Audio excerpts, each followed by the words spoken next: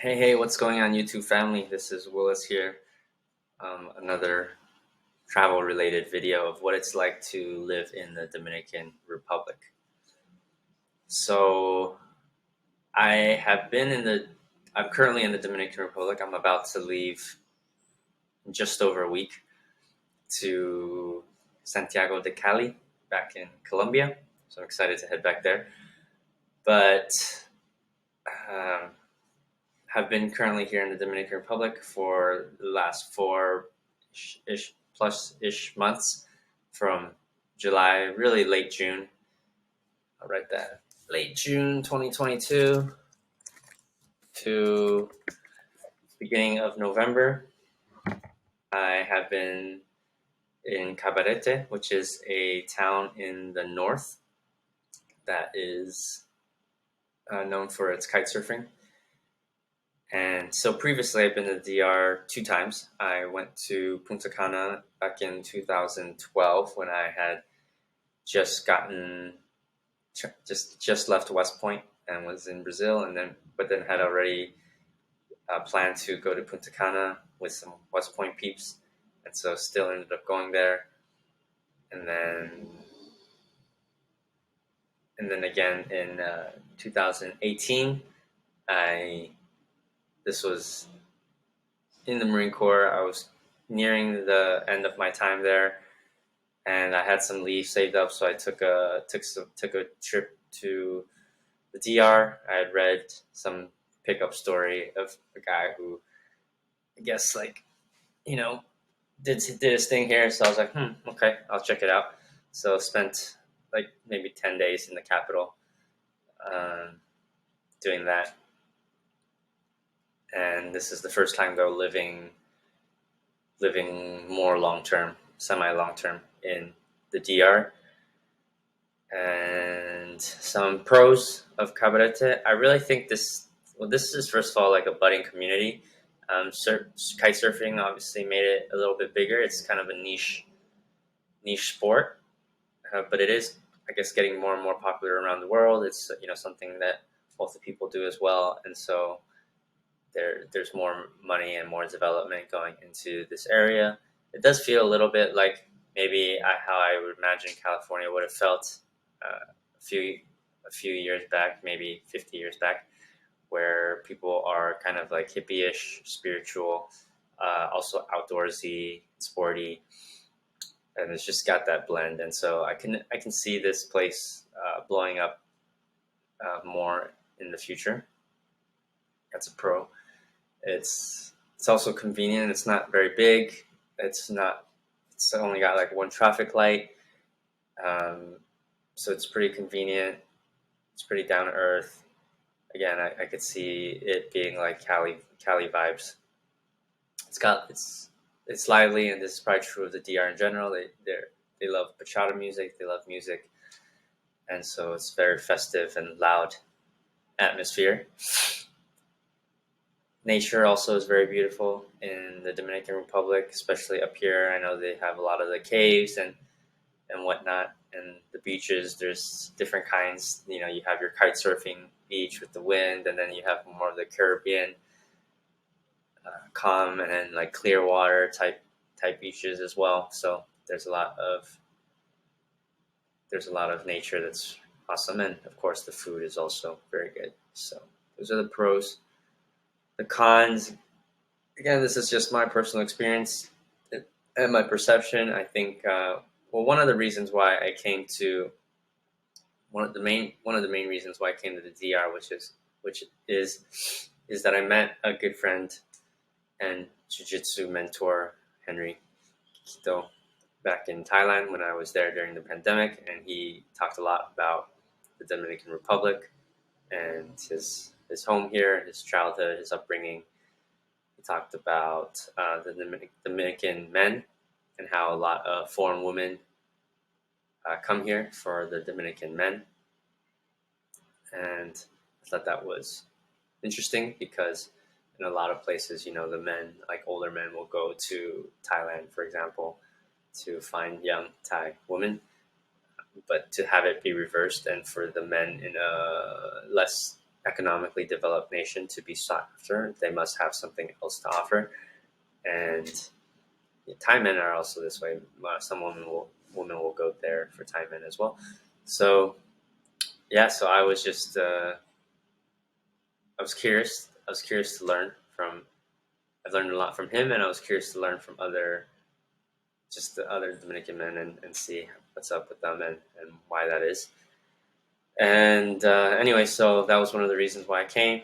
And I know that men, in general, they have a lot of ego, and so I definitely did perceive some of that going on. I think, for men here, well, I don't speak the language fluently, which I kind of used as an excuse not to connect with too many people. Also, I was focused on my work, but there may be some injustice going on. It's not just in my head. I definitely maybe talk to people about this. So, and this division when local men see foreign people coming in, and there's just sometimes some ego situations there.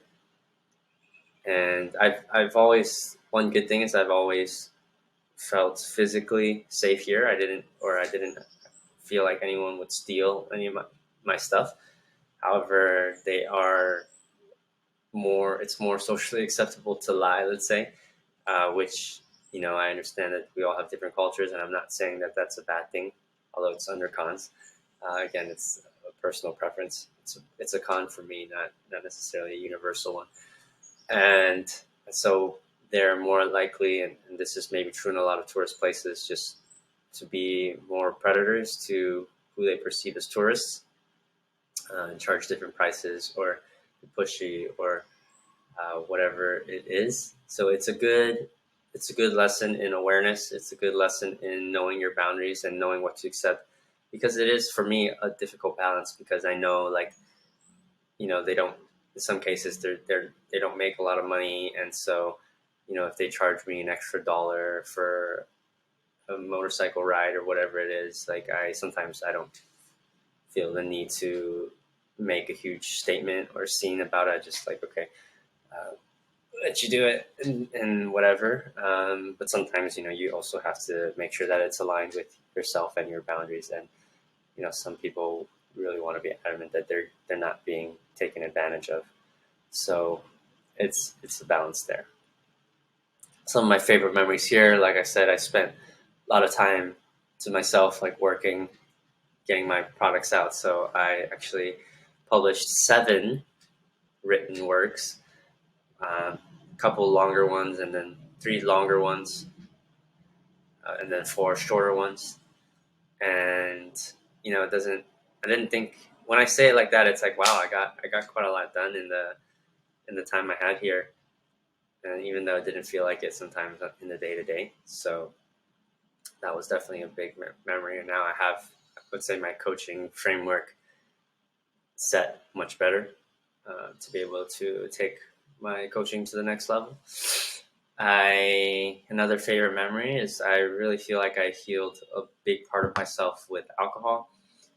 Um, Props to the people who can do that so quickly and so instantaneously, it seems. Whereas for me, it's been a long journey.